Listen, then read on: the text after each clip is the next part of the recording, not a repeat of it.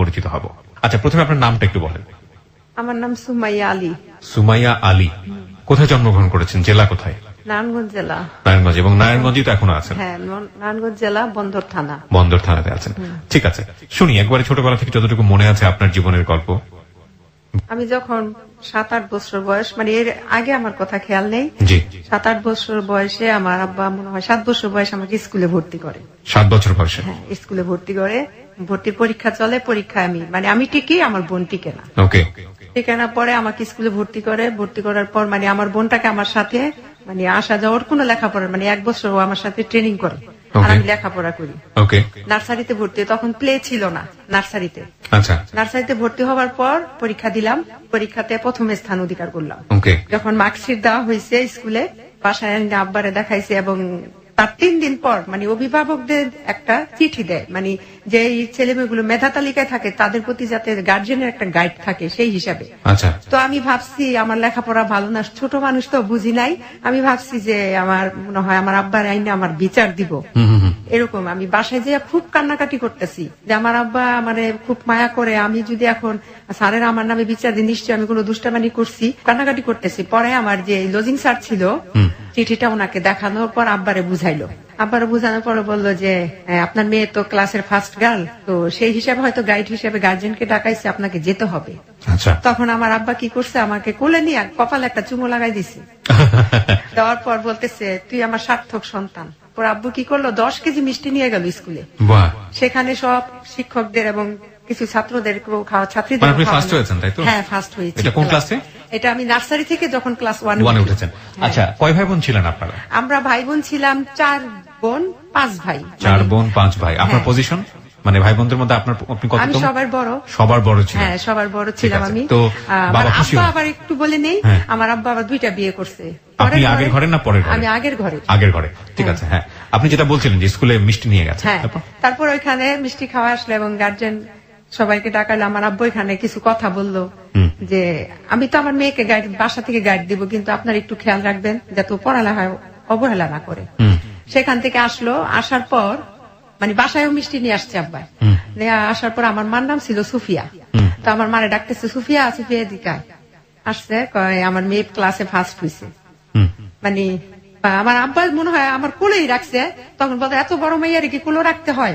আমি আমার মার ব্যবহার গুলো বুঝি নাই তখন, এখন বুঝতেছি। তো আমার আব্বা বলতেছে যে আমার মেয়ে যদি 20 বছরের যুবতীও হয় তারপরও তো আমি ওরে কোলে নেব। তোমার মেয়ে পাশ করছে, ভালো হয়েছে পাশ করছে, মানে মিষ্টি সবাই ভাগ করে দিই।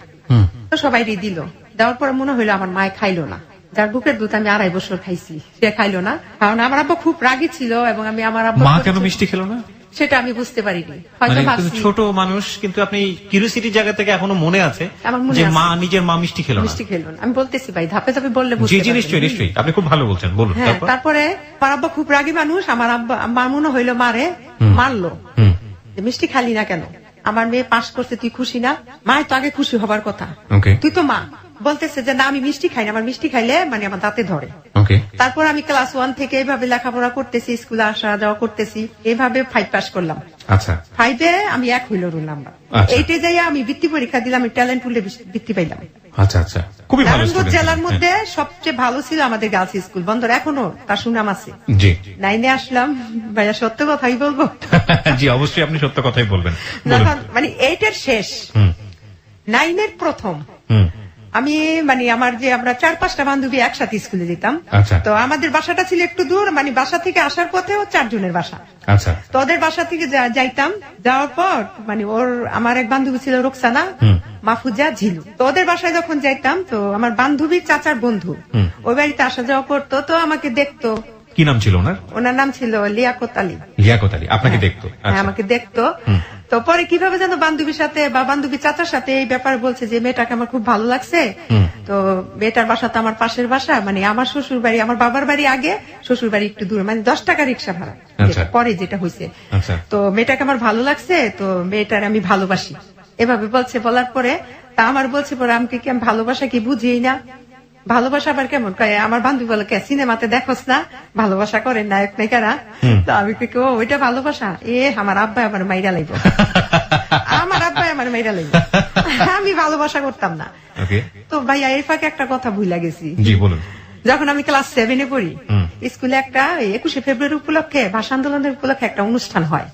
তো সেখানে আমি একটা মানে গান করছিলাম, দেশাত্মবোধক গান, ভাই যে ধনধান্যে পুষ্পে ভরা। ধনধান্যে পুষ্পে ভরা আমাদের এই বসুন্ধরা। আমি যদি ভুল না করে থাকি তাহলে এটা ডিএল রয়ের গান। আচ্ছা, হ্যাঁ বলুন। তারপরে ওই গানটা গাইতাম, গাওয়ার পরে আমার আব্বা ছিল স্টেজে, আর আমি এই শ্রোতাদের মাঝে চেয়ার নিয়ে বসছে। তো আমি যখন ওই গানটা গাইছিলাম, গাওয়ার পরে ওইখানে আমি প্রথম স্থান অধিকার করি। তখন পেছন থেকে আমার আব্বার পেছনে যে চেয়ারের লোক ছিল তারা বলছিল যে আব্বারের নাম নিয়ে যে, আবুল মিয়ার তো পয়সার অভাব নাই, যাক মেয়েরও কণ্ঠসুর ভালো আছে, মেয়ে দিয়েও শিল্পী বানায় মেয়েরও মানে পয়সা ইনকাম করতে পারবো। ঠিক আছে, এই কথা বলার পরে আমার আব্বা, আমি স্টেজ থেকে নামলাম, নামার পর আমার আব্বা বলতেছে, বাসায় আনছে যে, মা আমি তোমাকে একটা কথা বলি, তুমি আজকে থেকে আর গান গাইবে না। ওহো, বাবাই কথাটা বললো? বাবাই কথা বললো। তখন কি আমার আব্বা বলছে গান গাইতে মানা করছে, আমি গান গাইবো না। আপনি গান গাওয়া করে দিলেন? করবো না। তো সেখান থেকে ভালোবাসার কথা শুনে আপনি যেটা বললেন যে না না আমার আব্বা মেরেই ফেলবে। না, আমার আব্বা মেরে লাগবে যদি শুনে যে আমি কারোর সাথে কথা বলছি, কারোর সাথে মানে প্রেম করি। প্রেম বুঝতাম, ভালোবাসা বুঝতাম, পিরিত তখন পিরিত বলতো, লাইন বলতো, ভাইয়া লাইন বলতো, লাইন বলতো। আমার মানে আমার আরো 24 বছর আগের কথা তো। লাইন বলতো মানে ছেড়ি লাইন করে বা পিরিত করে। লাইন যদি আমি করি আমার আব্বা আমার মেরে লাগবে, আমি না। হ্যাঁ, তাইলে তো হ্যাঁ তোর অনেক পছন্দ করে। তাই ভাইয়া কিভাবে যেন ওই বাড়িতে আমি আসতাম, উনি আমাকে দেখে, রাস্তায় একটা টেলার ছিল, সাথী টেলার্স, ওইখানে আমি জামা কাপড় বানাইতাম। তো ওই টেলারে বসে থাকতো, আমি না লোকটার দেখে, লোকটা আমাকে দেখে হাসতো, আমিও হাসতাম। লিয়াকত? হ্যাঁ। ওকে। তো লোকটা দেখতে খুব সুন্দর ছিল। আমি পিকচার নিশ্চয়ই আপনার চেয়ে বয়স অনেক বড়? আমার চেয়ে বয়সে মানে ব্যবধান আছে 18 বছর। ও মাই গড, অনেক। কিন্তু বোঝা যায়নি। বুঝা যায়নি। যাই হোক, তো আপনার ভালো লাগতো? আমার ভালো লাগতো। তখন কি করছে, সে আমাকে একটা চিঠি দিচ্ছে, আমার বান্ধবী দিয়া চিঠি দিচ্ছে, বলছে যে আমি তোমাকে পছন্দ করি, আমি তোমাকে ভালোবাসি, তোমাকে আমি অনেক পছন্দ করি, আমি তোমার বিয়ে করবো এবং তোমার সাথে আমি প্রেম করবো না, কিন্তু তোমার বাবার বাড়িতে, তোমার বাবার কাছে আমি প্রস্তাব দেব। এইভাবে চিঠিটা লিখছে। লেখার পরে জন বলছে যে বাবার কাছে প্রস্তাব দিব, তাইলে তো আমার বাবা আমার আরো মেয়েরা লেগে, এইভাবে বলতেছি। রোকসানা এটা করতে না করিস, তাইলে আমার আব্বা না আমার লেখাপড়া করতে দিত না, এরপর আমার বাইরে লাগবে, আমার ঠ্যাংগুলো কেটে লাগবে বলতেছি। বলার পরে বলতেছে যে আচ্ছা ঠিক আছে। ও উনি আবার কি করছে, আমার এক খালাম্মা ছিল, মানে ওনার বিয়াই আর আমার হচ্ছে আমার মা তার বোন ডাকছে। ওই খালাম্মারে দিয়া কি করছে, ওনার বড় ভাই এবং খালুরে দিয়া সে কি করছে, আমাদের বাড়িতে ডাইরেক্ট প্রস্তাব পাঠাইছে। তখন আপনি কোন ক্লাসের স্টুডেন্ট? তখন আমি ক্লাস মানে 8 শেষ করতেছি, 9-এ প্রথম। আচ্ছা আচ্ছা, ওকে ওকে। হ্যাঁ, তো প্রস্তাব দিল, আমার আব্বা কি বললো যে না আমার মেয়ে এখন বিয়ে দিব না, আমার মেয়ের আমি ডাক্তার করবো। তো এই দিক থেকে কি করছে, লজিং যে টিচার গুলো ছিল, ওই টিচার থেকে একটা টিচার ছিল, ওনার বাসা হচ্ছে কুমিল্লা, উনি দেখতে খুব সুন্দর, শিক্ষিত, বিয়ে পাস। আমার দাদির কাছে বলছে যে আপনার নাতনির আমি বিয়ে করি। এটা কি আপনার বাবাকে বলেছে? এটা আমার বাবাকে বলে নাই, কিন্তু আমার আব্বা খুব লোকটার খুব পছন্দ করতো এবং সেই হিসাবে মানে গ্রামের ছেলে চাকরি করছে, সে আবার কি করছে সংসদে পিওনের পোস্টে চাকরি দিচ্ছে। আচ্ছা আচ্ছা, ওকে। তারপর দেওয়ার পরে ওইখানে হলো তো প্রস্তাব দিচ্ছে, প্রস্তাব দেওয়ার পর আমার দাদি রাজি, কিন্তু আমার আব্বা বলতেছে যে না। এইদিকে আবার ওইখান থেকে ওই যে লিয়াকত যে ওনার বাসা থেকে আবার ওনার বোন আসছে, মানে রাজি না আব্বা। আমার আব্বু বলতেছে যে না, আমি ওই এলাকায় যদি মেয়ে বিয়ে দিতে হয় আমি অন্য জায়গায় বিয়ে দিব, এই এলাকায় দেবো না। আচ্ছা, না দিবই না। এদিকে আপনি যে লিয়াকতের কথা বলছিলেন, উনি তো বিদেশ থেকে ফিরে এসছে। আচ্ছা, উনিও কি আপনাকে তখনও বিয়ে করতে চাইতো? তখনও। আচ্ছা আচ্ছা। তারপরে করছে কি, উনি আবার বিয়ের প্রস্তাব দিতেছে, ওনার ভাই বোন সকালে আসে, বিকাল আসে, রাতে আসে। আব্বা মানে একেবারে বিরক্ত হয়ে গেছে। আর এদিক দিয়ে মানে আব্বা আমার কি বলতেছে, তাহলে মেয়ে মনে হয় এদিকে মনে হয় আমার মনে হয় মেয়ে মনে হয় দুর্বল আছে, নাইলে আর বারবারই কেন আসে, আমি না করে দিই, তারা কেন আসে। তখন আমার আব্বা আমারে কি করছে, একটা রুমে নিছে, বাড়িতে আমার 4-5টা রুম, ওই রুমে নিয়ে আমারে কয় কি তুমি বাইরে যাও, আমি আমার মেয়ের সাথে কথা বলবো। তখন আমার আব্বা আমাকে বললো, মা তুমি আমার কাছে সত্য কথা বলবা, তুমি কিন্তু তোমরা 10টা ভাই বোন, ওই 9টা কিন্তু আমার ছেলে মেয়ে না, তুমি আমার মেয়ে, তুমি আমাকে বলবা যে ওই হাজী সাহেব আলীর ছেলের কি তুমি পছন্দ করো। এটা কি মানে আমার আব্বা লিয়াকতের কথা বলছে? লিয়াকতের কথা বলছে। আচ্ছা আচ্ছা। তখন আমি আব্বার কিছু জড়াই ধরে কান্না করে দিলাম, আব্বা আমি ওই লোকটারে পছন্দ করি, মিথ্যা কথা বলতাম না। তুমি কি জানো ওই এলাকায় আমরা বিয়ে, ওই এলাকার খুব আমরা নিন্দা করি, ওই এলাকায় বিয়ে দিব না আমি তোমারে। আমাকে তাহলে আব্বা ওই লোকটা ছাড়া আমি বিয়ে করবো না, আমি আমার আব্বারে ডাইরেক্টলি বলছি। বলার পর আমার আব্বা গিয়ে আমার দাদিরে বললো, মা দেখেন এগুলো বলে, ও এখন কি করতে পারি, দেখো অনেক কিছু করতে করতে রাজি হয় না। তারপরে কি করলো, যে কবিরাজ ধরলো আমার মায়, কবিরাজ ধরলো যে আমার মেয়েরে যে কোনো করে হোক তাবিজ কবর করে, মানে আমার মারও মেয়ে জামাই পছন্দ হয়েছে, সোজা কথা ছেলে আমার পছন্দ হয়েছে, আমি এইখানে দিব। ওকে, আচ্ছা এলাকায় কুলে পারা হোক, ছেলেরা কি কুলু নাকি? ছেলেরা হাজি বংশের লোক। আচ্ছা আচ্ছা, এটা কে বলছিল? এটা আমার মা, মানে আত্মীয় স্বজন বন্ধু বান্ধব সবাই রাজি, শুধু আমার বাবা রাজি? বাবা রাজি না। আচ্ছা আচ্ছা আচ্ছা, ওকে। এদিকটা আমার ননা, মানে আমার ওই লোকটার বড় বোন আর এই বড় ভাই খালু, এরা আমার আব্বার কাছে আসছে। আর এই দিকটা কবিরাজতে তাবিজ দিয়েছে, ওই তাবিজ আমার একটা চূড়ায় ধোয়া শিখাই দিছে। ওই ধোয়া পরে হিটার ছিল ভাই আগে, হিটারে রান্না বাড়া করতো, আগে গ্যাস ছিল না আমাদের বাড়িতে, ওই যে কারেন্টের হিটার, ওই হিটারের মধ্যে কি করছে বলছে যে হিটারের মধ্যে একটা তাবিজটা ফালাই দিতে। তো আমি কি করছি, ধোয়া পরে একটা ধোয়া শিখাই দিছে, ওইটা হিটারের মধ্যে আমি কিন্তু তাবিজটা ফালাইছি, মানে তাবিজটা জ্বলে পুড়ে ছাই হবে আমার আব্বা বলবে। আচ্ছা, ঠিক আছে, ঠিক ভাই পরীক্ষিত একদম।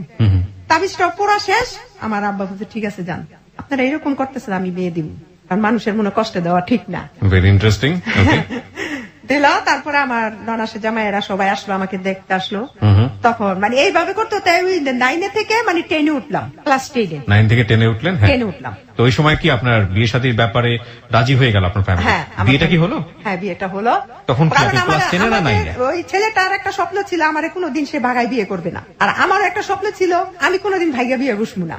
যদি বিয়ে করতে হয় তাহলে গার্জেন নিয়েই করবো, সামাজিকতা বজায় রেখেই করবো। আচ্ছা আচ্ছা, এটা ছিল আমার ভিতরে। ওকে, তার মানে আপনি 9 থেকে যখন 10-এ উঠলেন তখন ওদের বাসা থেকে লোক আসলো, আসার পরে ননাসের জামাইয়েরা সবাই আসলো, ভাই বোন। আয়সা কি করলো, ভাই আমার দেখা বলে কোন ক্লাসে পড়ো, অ্যাড্রেস লেখো। লিখতে গেলাম, লেখছি, কিন্তু হাত কাঁপতেছিল তখন। লেখার পর তারপরে ননাসের জামাই কি করলো, আমারে ওই ওনার বড় বোনের জামাই, যেটা যে ঢাকা লালমাটিয়া কলেজের সাথে ওনার বাড়ি, তো উনি আমাকে কি করলো 2000 টাকা দিল। 2000 টাকা দিল, দেওয়ার পরে যে আমি তো তোমার বিয়েটা খেতে পারবো না, আমি 3 দিন পরে বাহিরে কুয়েত চলে যাচ্ছি, আচ্ছা, তোমাদের প্রতি শুভকামনা থাকবে। ঠিক তার 5 দিন পর শুক্রবার আসলো, আসার পরে মানে বিয়ের ডেট, ওকে, বিয়েটা হইলো। হওয়ার পর তারপর ওনাদের বাড়িতে ওনারা চলে গেল। তারপর আমারে কি করলো, ওইখান থেকে শুক্রবারে বিয়ে হইলো। অনেক ভাই বিয়ে হয়েছে তো ঠিক, কিন্তু ওই লোকটার কাছে তো আমি যাই না। ওকে, দেখলেই শরম করে, দেখলেই হাসি পায় আর শরম করে, আমি যাই না। আমার আব্বা, মানে আমার আব্বা চায় যে জামাইয়ের কাছ থেকে একটু দূরে থাকবে, কিন্তু আমার মা, আমার তো 2টা মা ছিল, 2টা মা, আমার ফুফু, আমার দাদি, আমার ভাবি, যার জ্যাঠতো ভাইয়ের বউ ছিল, যারা তারা চাইতো যে জামাই আসলে যান না কেন। আমার তো লজ্জা করে, আমি আর সামনে কি যাব, মানে আমি পছন্দ করছি, বিয়ে হয়েছে, এই লজ্জায় আমি আর সামনে যাই না। পরে উনি কি করছে, ওই সোমবার দিন আসলো, ওদিন চলে গেল। সোমবার দিন আমাদের বাড়িতে কি ওনার ভাবিরে পাঠাইছে আমার ইন্ডিয়া। তখন ভাই সিনেমা, নতুন বিয়ে হইলে শালা সমুদ্রীর বউ নিয়ে সিনেমা দেখতে যাইতো নতুন জামাইরা, সিনেমার একটা প্রচলন ছিল তখন। তখন আর সে আমার বলছে যে রেডি হও, মানে উনি রিক্সাতে বসে থেকে ওনার ভাবিরে পাঠাইছে, বোনের জামাইরে পাঠাইছে। তখন আমার আব্বাই দেয়নি, আমার আব্বাই না করছে, ইশারা দিয়ে যাবা না। তো আমিও কি করছি, আর যাই না, আমি কিন্তু আমার ভালো লাগতেছে না, যাবো না। তো আমার আব্বারে বলতেছে যে সুরাইয়ারা একটু আমাদের বাসায় নিতে চাই, ওকে, আমাদের বাসায় নিতে চাই। তারপরে আব্বা বলতেছে যে ঠিক আছে যাইবো, মেয়ে বিয়ে হচ্ছে, স্বামীর বাড়িতে যাবো না। আমার দাদি, আমার নানি আমার সাথে, আমার 2টা ভাই বোন আমার সাথে গেছে। তারপরে যাই হোক ওনাদের বাসায় খাওয়া দাওয়া করে বাসায় চলে আসলাম। তার শুক্রবার আসলো, আবার শুক্রবার, সোমবারের পর শুক্রবার আসছে। আসার পরে তারপরে আমার আব্বার কাছে খবর পাঠাইছে যে ওদের নিয়ে শালা শালুর সম্বন্ধে নিয়ে, মানে সবাই তো শালা আর শালি, বউরি নিয়ে সিনেমা দেখতে যাবো। আমার আব্বাই রাজি না, না মেয়ের আমি একা ছাড়বো না। তখন আমার 2 ভাই আবার কি করছে, আব্বারে বুঝেছে, এই তুমি যে বিয়ে করছো, তুমি দিয়ে একদিনও মানো নাই, তুমি আমার রাত্রে যাই আমার বাবার বাড়িতে লইয়া পড়ছো, যাইতে আর বাসায় যেতে দাও না। আর এখন ওই বেড়াই বিয়ে করছো, 8 দিন হয়ে গেছে, তুমি বেড়ার বউ সামনে যেতে দাও, এইটা আবার কোনটা? যাক আব্বার অনেক কিছু বুঝাইছে, বুঝানোর পর আব্বাই রাজি হয়েছে। পরে আমরা গেছি সিনেমা দেখতে। হ্যাঁ, তখন সাবানা ম্যামের একটা ছবি ছিল অন্ধবিশ্বাস, দেখলাম, দেখা বাড়িতে চলে গেলাম। বাড়িতে চলে গেলাম পরে রুমে নিয়ে বসাইলো। তারপর আমার আম্মাই পিঠা বানাইছে, পিঠা উঠা দিল। খাওয়ার পরে কি করলো, ওই আমার আব্বাই গিয়া হাতে করে একটা লুঙ্গি নিয়ে গেল। আচ্ছা, হ্যাঁ, লুঙ্গি নিয়ে আমার হাজবেন্ড দিল, নাও ওই লুঙ্গিটা পরো। আব্বা আমি বাসায় চলে যাবো। তো আরে মিয়া যায় ওনে, শ্বশুর বাড়িতে মেসে বিয়ে করলে 2-1 দিন থাকে না, যাক ওইখানে থাকলো। লুঙ্গি টুঙ্গি পরার পরে রাত্রে কথা টথা হইলো। আমার দাদি, আমার নানি আমার সাথে ছিল, আমার ভাবি ছিল, এদের 2টা পর্যন্ত কথা হলো। 2টার পর উনিরা বাসায় চলে গেল, যার যার বাসায়। তারপর ওনার সাথে আমার কথাবার্তা হওয়ার পর ভাই এক সময় মানে ওনার সাথে আমার মানে স্বামী স্ত্রীর যে ব্যাপারটা ওইটা হইলো। তখন আমার বয়স 15 বছর। জি, পড়াশোনা তখনও করছেন? হ্যাঁ, পড়াশোনা হইতেছে। আচ্ছা, তারপরে এইভাবে কাটলো অনেকদিন। কাটার পর অনেকদিন, কি 22-25 দিন, হ্যাঁ 26 দিনের দিন। আমার এখনো মনে আছে 31 তারিখে বিয়ে হয়েছে, জানুয়ারি 1992, যা 31 জানুয়ারি। আর উনি বাহিরে গেছে 26 ফেব্রুয়ারি, মানে সৌদি আরবে চলে গেল আবার। ছুটিতে আসছিল 1 মাসের 42 দিনের ছুটি। ওকে, তারপর উনি বাহিরে চলে গেল। উনি বাহিরে গেছে পর আমি যে এত কান্না করছি ওদিন, তারপর এয়ারপোর্ট গেলাম, যারা ওনার বাহিরে চলে গেল। যাওয়ার পর তখন আমি আর বাচ্চা উচ্চা কোনো কনসেপ্ট করি নাই, কিচ্ছু না। বাচ্চা হইল না, তখন উনি গেল গা। উনি যাওয়ার পরে ফোন দিল যে আমি ভালোভাবে করছি, এভাবে চিঠি আনানোর কথাবার্তা সবকিছু হইল। হওয়ার পর উনি বিদেশ থেকে আসলো 2.5 বছর পর, বিয়ের পর ভাইয়া, 2.5 বছর পর। 2.5 বছর 2.5 বছর পরে আসলো, সৌদি আরব থেকে আসলো। তখন এই ফাঁকে আমি ম্যাট্রিক পাস করলাম। পাস করার পর আব্বু আমাকে কলেজে ভর্তি করলো। কলেজে ফার্স্ট টার্মিনাল পরীক্ষাটা আমার দেওয়া হলো, ফার্স্ট ইয়ার ভর্তি হইলাম। উনি 2.5 বছর পরে আসলো। আসার পর তখন আমার আসার পর উনি কি করলো, স্বর্ণ গয়না দুনিয়ার কিছু লইছে। এর হিসাব ভাই, আমি দেখতে খুব সুন্দরী ছিলাম। আচ্ছা যাই হোক, পরে ভাইয়া উনি আইসা আমাকে কলেজে, স্বামী আসছে বিদেশ থেকে, আমি 3-4 দিন বা 8 দিন কলেজে যাইতাম না। 15 দিন হয়ে গেল আমার কলেজে যেতে দেন। কলেজে যেতে না, আমার আব্বা বলে মা তুমি কলেজে যাবে না। আমি কই না, আমার না করে কলেজে যাওয়া লাগতো না, কলেজ গেলে তোমার নলেজ বেশি বাইরে যাব, এত পড়ালেখা করে তুমি কি করবা। আব্বা যে বুঝটা দিত ওই বুঝটাই মানতাম, আমার হাজবেন্ড যেটা দিত ওইটাই মানতাম। আব্বার আমি আব্বা থাক, আমার না কলেজে যেতে না করা। ঠিক আছে মা, তোমার ইচ্ছা, কিন্তু লাইফটা তুমি লস করলা। ওহ ভাইয়া, এর মধ্যে আমার মনে হয়েছে আরেকটা কথা, লাইফটা যখন লস করলা, আমার যেদিন গায়ে হলুদ, ভাইয়া এই কথাটা আমার মনে নাই, আমার আব্বার কথাটাই লাগছে। আমার গায়ে হলুদের দিন আমার আব্বা হলুদ নিয়ে আমার কপালে ভাবে দিতেছে, দিয়ে বলতেছে, আমার হাজবেন্ডের সাথে আমার বয়সের অনেক ডিফারেন্স, বলতেছে যে মা তুমি তো বিয়ে করলা ঠিক আছে, কিন্তু তোমার সংসার কইরা সাথ মিটবে না, এই কথাটা বলছে। বলার পর আমার মা কি করছে, আমার আব্বারে ধাক্কা লাগাইছে, তুমি কি কাও মুখ দিয়ে এগুলো ভাইয়ারে, খেয়াল করছো যে আমার বয়স কত, আমার মেয়ে মাত্র 15 বছর। তখন মনে হয় লোকটার বয়স 32 বা 33 এরকম। যাই হোক, পরে ওই আমার আব্বা প্রথম বছর কলেজে যাওয়া বন্ধ হইলো। বন্ধ হওয়ার পর আমার প্রথম বাচ্চা, প্রথম 3টা ছেলে, আমার প্রথম ছেলেটা আমি কনসেপ্ট করলাম। কলেজ ছেড়ে দিলেন? ছেড়ে দিলাম। আসার পর 1 মাস স্বপ্ন শেষ হয়ে গেল, ডাক্তার হওয়ার স্বপ্ন ছিল শেষ, শিল্পী হওয়ার স্বপ্ন শেষ, শিল্পী হওয়ার স্বপ্ন শেষ। কিন্তু খুব ইচ্ছা ছিল ডাক্তারের চেয়ে বেশি শিল্পী হওয়ার ইচ্ছা ছিল, সত্যি কথা। তারপরে ওই কলেজে বন্ধ করলো। তখন আমার 1 মাস পরে আমার মাথা টাথা ঘুরে খাওয়া দাওয়া করতে পারি না। তখন নারায়ণগঞ্জ সদরে আমার মহিলা ডাক্তার দীপা ইসলাম, ওনার কাছে নিয়ে আসলো, প্রসাব টেস্ট করাইলো, করার বলে যে বাচ্চা ফাটে, কনসেপ্ট করছে আপনি প্রেগনেন্ট। যাক, প্রথম ছেলেটা এইভাবেই সংসার খুব সুখে শান্তিতেই কাটলো। এর মধ্যে আমার হাজবেন্ড যখন বাচ্চাটা পেটে দিয়ে উনি আবার বাহিরে চলে গেল। যখন বাচ্চাটা প্রেগনেন্ট হইলাম তখন উনি আবার ওই যে ছুটি শেষ 42 দিনের গেল গা। আসলো 3.5 বছর পর, আবার আসার পর আইসা দে ও বাচ্চা 3.5 বছর, প্রায় 4 বছরের হইলো। হওয়ার পর আবার 42 দিতে ছুটি। প্রথম বছর 2.5 বছর, খেয়াল করবেন ভাইয়া, 2.5 বছর, দ্বিতীয় বছর 3.5 বছর, কয় বছর হইল? 6 বছর। আসলো, আসার পরে থাকার পরে আবার দ্বিতীয় বাচ্চাটা কনসেপ্ট করলাম। তো এর মধ্যে যখন উনি বাহিরে ছিল, আমি আবার এনজিও যে পশিকা ছিল, পশিকাতে আমি একটা জব করতাম। ওইখানে জব করলাম। ওই জবটা প্রায় 15 বছরের মতো আমি করছি, 13-14-15 এরকমই বললাম। এই ফাঁকে স্বামী বিদেশ থাকে, মার কাছে আমার ছেলে থাকে, আমি একা বসে থাকবো, লেখাপড়া যখন হইলো তো একটা জব করি। পশিকাতে আমি জব করলাম এসসি কমিটিতে মহিলাদের নিয়ে। হওয়ার পরে উনি আসলো, আসার পরে দ্বিতীয় বাচ্চা কনসেপ্ট হইলো। কনসেপ্ট হওয়ার পরে 42 দিনের ছুটি, আবার গেল। সরকারি চাকরি করতো তো 42 দিনের বেশি ছুটি পাইতো না। যাওয়ার পরে দ্বিতীয় বছর আসছে 7 বছর পরে, 7 বছর পর দ্বিতীয় বাচ্চা হওয়ার পরে, সে যে বাচ্চা যখন আমি কনসেপ্ট করছি, দ্বিতীয় ছেলেটা তার 7 বছর পর আবার আসছে বিদেশ থেকে। মাই গুডনেস, এটা তো গ্যাপ, এত বড় গ্যাপ।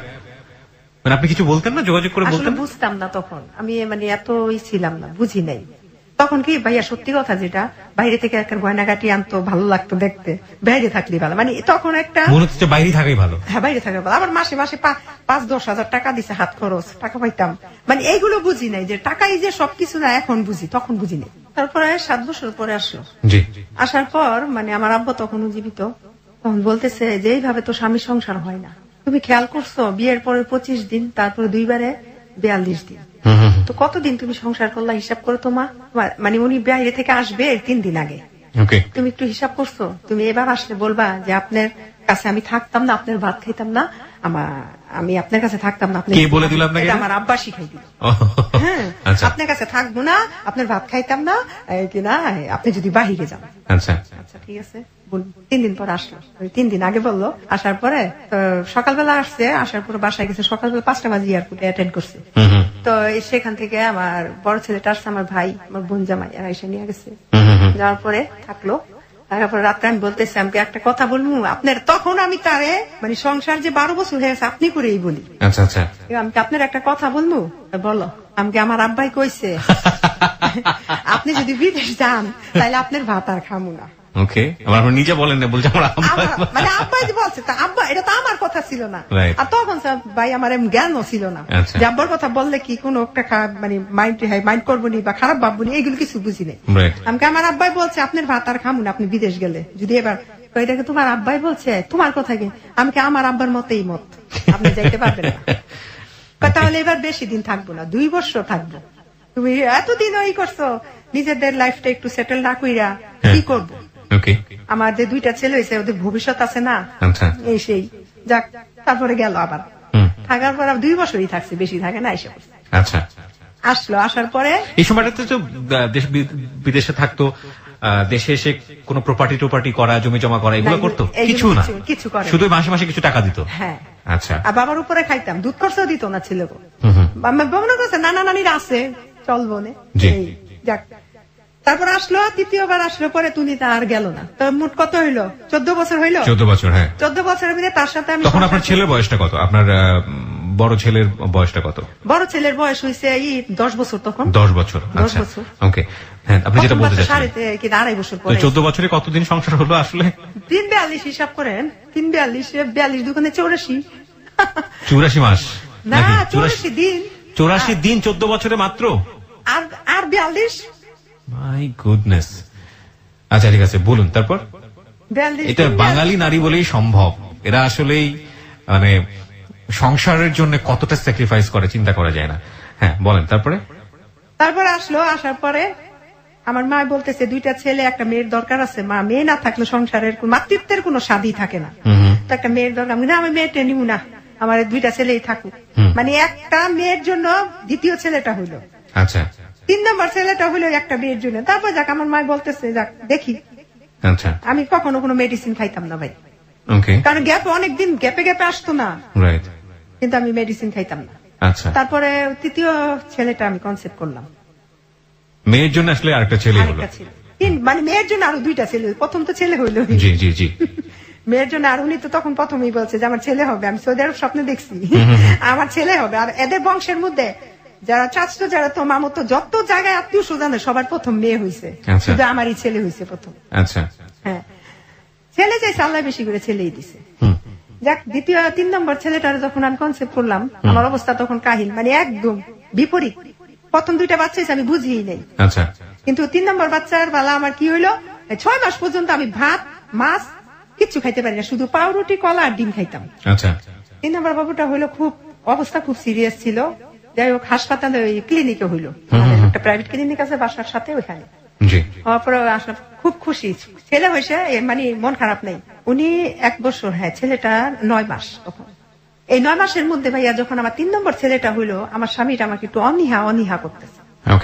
মানে আমি প্রত্যেকটা কাজ করতে গেলে দোষ, রান্না করতে গেলে দোষ, পানির গ্লাস দিয়ে ধুইছো, প্লেটে এরকম কে, মানে একটা অজুহাত এরকম করে কেন বলতেছে। পরে আমার বলতেছে কি, একদিন মানে এরকম করলো, জুমারে নামাজ এনেছে, তার বয়স 8 মাস, বাবার ছাড়া কিচ্ছু বুঝে না, ওই বাবার কোলে উনি জুমার নামাজ পড়তে গেছে।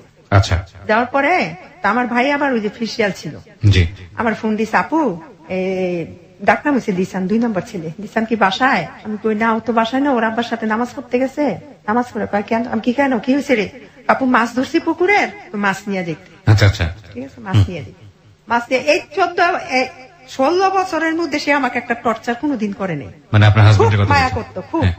তো যাই হোক, এখন আমারে বললো, আমার তখন কি করছে, আমি ঠিক আছে ওর আব্বার সাথে নামাজ পড়তে, নামাজ পড়ে আসুক, আসলে আমি পাঠাই দিই। মানে উনি ঘরে ঢুকছে আর আমি ফোনটা রাখছি, এই পর্যন্ত উনি দেখছে। পিচ্ছি মানুষ বিরক্ত করছে, যার পর আমি দৌড়ে আসছি, কি হয়েছে? এই কথা বলতে কি করলো ভাই, আমার একটা থাপ্পড় দিল। মানে আপনার হাজবেন্ড একটা থাপ্পড় দিল। থাপ্পড় দেওয়ার পরে কি হলো, আমি মনে হয় জ্ঞান হারাই ফেললাম। জীবনে তো মাইর খাই কোনোদিন তো, হ্যাঁ, একেবারেই মানে আকাশ থেকে পড়ার মতো ঘটনা। আর আমার বাবার বাড়িতে আমি ফুলের আচরও খাইনি, খুব আদরের সন্তান ছিলাম। পরে দেখা যায় নাক দিয়ে যখন আমার রক্ত পড়তেছে, এই জায়গা একদম কালো হয়ে গেছে। তো কি করছে, ওই ধরছে পরে যাহারি কি হইলো। পরে যাই হোক কি করছে, ওই আমি অজ্ঞান থাকা অবস্থায় সে কি করছে, আমার ফোনটা নিয়ে গেছে আমার কাছ থেকে। আমার যখন 1-1.5 ঘন্টা পরে যখন আমি ঠিক হয়েছি, তখন আমি বলতেছি যে ফোনটা আমার কেন মারলো, আমার কি অপরাধ ছিল, সেটা তো আমাদের প্রশ্ন। হ্যাঁ, এই প্রশ্ন রাখলাম। আমি লিওন এই কে করো দিচ্ছেন ফোনটা লো, ফোনটা দিচ্ছে ফোনটা কি তোমার বাবাই কিনা দিছে? আমি কি করছি ভাইয়া, বরকাটা নিয়ে ঘর থেকে বের হয়েছি পরে এদিকে আসো কোথাও যাইবা না, এদিকে আসো।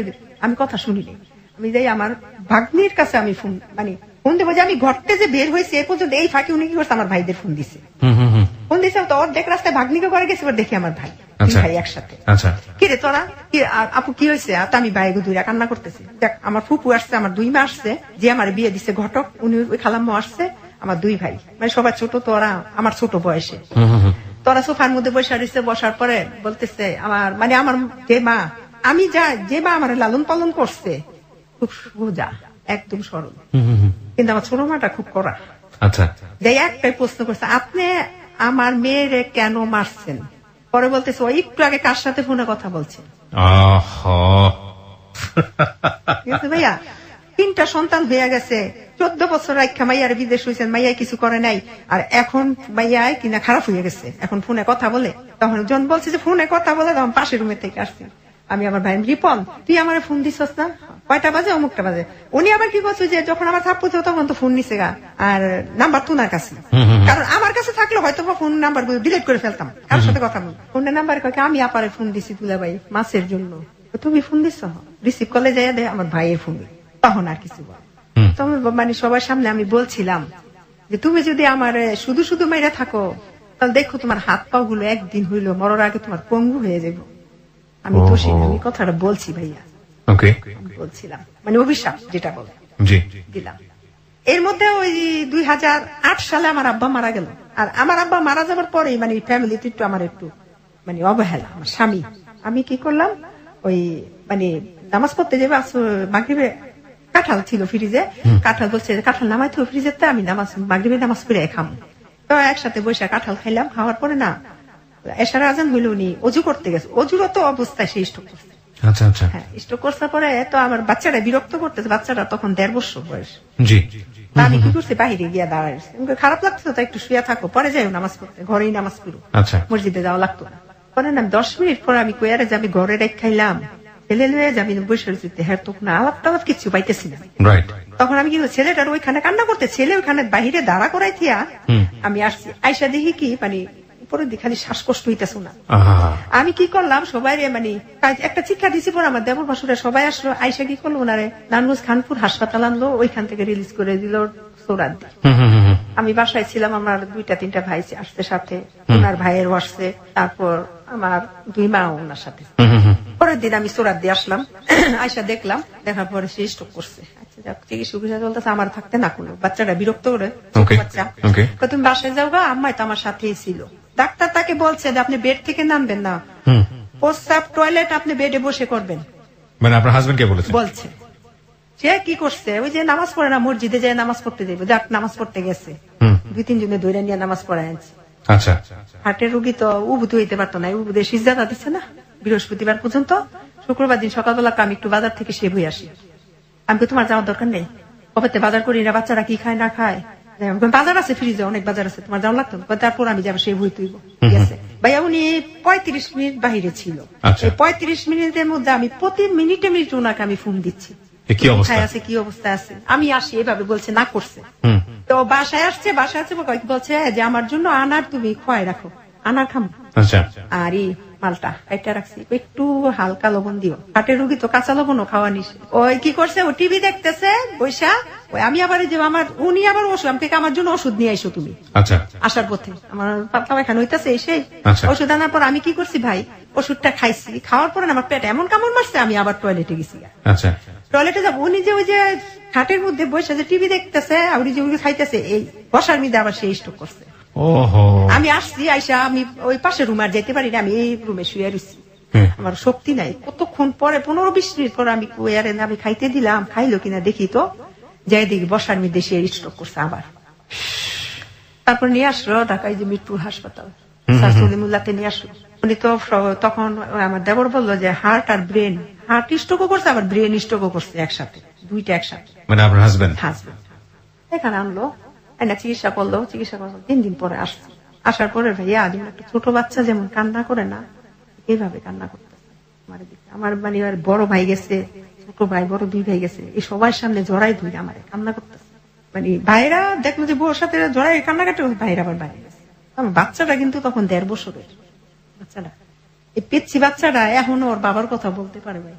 এখন আমার কয় কি ওই যে নার্স সিস্টার বসে থাকে ওইখানে রিসেপশনে গেছে, যাইছে পরে বলতেছে যে আপনি এরা মিলে বলছে যে আপনি কি হয়, বলছে ভাই উনি তো বাঁচবে না, জুলুম গেলে 10 থেকে 9 দিন, 9 থেকে 10 দিন বাঁচবে। আমার বাচ্চাটা শুনছে ওর আব্বাই মারা যাবার পরে আমার বলছে, পরে ওর আব্বারে ওইখানে আমি থাকলাম, আমার মারে আর বোনেরে পাঠাই দিলাম, এতদিনে হয়ে গেছে, তুমি যাও বাসায় যা গোসল করো গা, আমি আর আমার আরেকটা বোন গিয়ে আমার সাথে থাক। তো বাসায় নিলাম শবে বরাতের দিন 2011 সাল, মনে আছে জুলাই মাসের 16 তারিখে বাসায় নিলাম। 16 তারিখ রবিবার দিন ছিল, সন্ধ্যাবেলা, হ্যাঁ শবে বরাত সন্ধ্যা সন্ধ্যি বাসায় গেছে, অ্যাম্বুলেন্স দিয়ে বাসায় নিয়ে গেল, সব আত্মীয় স্বজন সবাই গেল দেখতে। দেখার পরে শবে বরাতের দিন থাকলো। এর পরের দিন দুপুর বেলা খাওয়া দাওয়া করলো। আমার মানে এমন একটা অবস্থা যে 3 দিনের মধ্যে সে যে এখানে যে হাসপাতাল থাকতাম আমার মানে কাছে সরতে দেয় না, তুমি আমার পাশে থাকবা। আমার হাসপাতাল বলে কয় তুমি আমার বাচ্চাকে দেখতে পারবে না। আমি কই কি বাচ্চাকে কি কোনো মায় দেখতে না পারে, আমি এই দেখা ওই দেখা, যখন আমি থাকবো না তখন তুমি পারবা না, এই কথাগুলো বলতো। আমি কি জানো এই একটা অসুস্থ হইলাম, আমি মানে বুঝ দিতাম, কিন্তু সবাই জানে যে উনি মারা যাইব, আমার ছেলেরাও জানে, শুধু আমি জানি না ভাইয়া, আমারে কেউ জানায় না। তারপরে আমার বলতেছে ডাকতে পারবো না বাচ্চাদের, আমি হ্যাঁ পারবো, তুমি বিদেশ ছিল, তুমি কি বাচ্চাকে পালছো, পারলে তো আমি পালছি, আমার মায় পালছে, তুমি তো খালি একটা করে জন্ম দিয়ে বিদেশ চলে গেছো, আমি তো পালছি। না এই থাকা না, আমি তো ওই থাকা ছিল আসার, আর এই থাকা তো না থাকা মানে আমি আর আসবো না, এভাবে বলতো। ধরো এগুলো বললো না তো। হাসপাতালে বাসায় নিয়ে আসলাম, বাসায় সুন্দর ভালো 2 দিন ভালো। 3 দিনের দিন দুপুর বেলা উনি তো মনে করেন এক সাইড অবশ হয়ে গেছে, সাইড গুলো অবশ হয়ে গেছে, বাম সাইডটা পুরা মানে এমন স্বাস্থ্যবান ছিল, লম্বায় ছিল 6 ফুট 2 ইঞ্চি। আচ্ছা, দেখতে চেহারা খুব সুন্দর ছিল, মানে আমাদের এলাকায় এত সুন্দর দেখি না আমি। আমার প্রত্যেকটা স্ত্রী আছে তার স্বামী সুন্দর, কিন্তু আমার স্বামী শুধু আমার কাছে সুন্দর না, এলাকাবাসী যারা যারা সবাই ছিল সুন্দর ছিল, খুব ভালো ছিল, ও খারাপ ছিল না, ভালো ছিল। কিন্তু লাস্টে যে 1 বছর আমার সাথে এগুলো বিহেভ গুলো করছে, হয়তো মারা যাবো আমার কাছ থেকে মোহব্বত ছুটানোর জন্য হয়তো বা করছে, খুব ভালোবাসতো আমায়। তারপর আমি দুপুর বেলা শুয়ে রয়েছি, ওর আব্বা শুয়ে রয়েছে, তো আমি ফাঁকি কি করছি, কি খাইবো, কাঁঠাল বিচির ভর্তা বানাইবা সাদা করে, মরিচ দিবা না, আচ্ছা, আর ইলিশ মাছ দিয়া পেঁয়াজ দিয়া ভুনা করবা। হ্যাঁ তো খাওয়া নিষেধ সবই, হ্যাঁ খাইতে মনে চায়, আমি হালিম খাবো, ঠিক আছে হালিম খাই, আমি নুডলস খাবো, এগুলো যেগুলো ডাক্তারে নিষেধ খাওয়া, হ্যাঁ ওগুলি খাইতে চায়। তার বাইরে বলছে যে না যা খাইতে চায়, এরা তো বুঝতো যে মারা যাবো, যা খাইতে চায় খাওয়াই দেবো। আচ্ছা ঠিক আছে খাইও। হালিম কিভাবে খাই, হালিম তো ঝাল, আমার জন্য সাদা আনবা, সাদা করে হালিম। আচ্ছা, আমি বসে রয়েছি, উনি শুয়ে রয়েছে, তখন বাজে 3টা, শুয়ে রয়েছে, শোয়ার পর আমার মামি শাশুড়ি আসছে, বউ ঘুমাইতেছে, আমি কি ঘুমাইতেছে, মানে তুমি খাওয়া দাওয়া করছো, আমি না গোসল করে নামাজটা বসে এখন পর্যন্ত খাই নাই, যদি ঘুম থেকে উঠতে যায়, তুমি কি বোকা, তুমি ঘুমে থাকতে থাকতে তুমি খাওয়া দাওয়া করে দাও, উঠলে তো ওরে তুমি খাওয়াইও, কারণ ডাক্তার বলে দিছিল যে যদি ঘুমাই থাকে ওষুধের সময় লস হয়ে যাও, কিন্তু ডাকবেন না। আচ্ছা আচ্ছা, ঠিক আছে, এই জন্য আমি ডাকি। তারপর আমি ভাত খাইতে 2 লোকমা খাইছি, এর মধ্যে দেখে আমার দিকে তাকাই রয়েছে, তো তাকাইছে, আমি হাত দিয়ে কয় না না তুমি ভাত খাও, তুমি আমি তোমার আগে খাওয়াইলি, কয় না তুমি আগে খাও, তুমি খাইয়ে আগে শক্তি করো। আমার তো খুব স্বাস্থ্যবান লোক ছিল, তো 3-4 জন লাগতো তারে তুলতেই, আমি আমার ছেলে, আমার মা, আমার ভাই, আমার বোন, 5টা মানুষ আরে তুলতে পারতাম না, খুব স্বাস্থ্যবান লোক ছিল। আচ্ছা যাই হোক, পরে ওই বছর এসে আমি আসছি, ভাত খাইলাম, আসছি, আসার পরে দেখি বাথরুম করছে, তো প্যাম্পাস করাই রাখছি, প্যাম্পাস থেকে পরিষ্কার করতাম। ভাইয়া যখন আমি পরিষ্কার টিস্যু দিয়ে পরিষ্কার করতাম, এমন মোটা মানুষ ছিল, আর পায়খানাটা খুব মানে কাঁঠালের যে আঠাটা ছিল, কাঁঠালের আঠাটা কেমন এমন ছিল ভাই, আমি যখন মানে পরিষ্কার করে আমার নখের মধ্যে বাথরুম ঢুকে যেত, আমার একটুও খারাপ লাগতো না।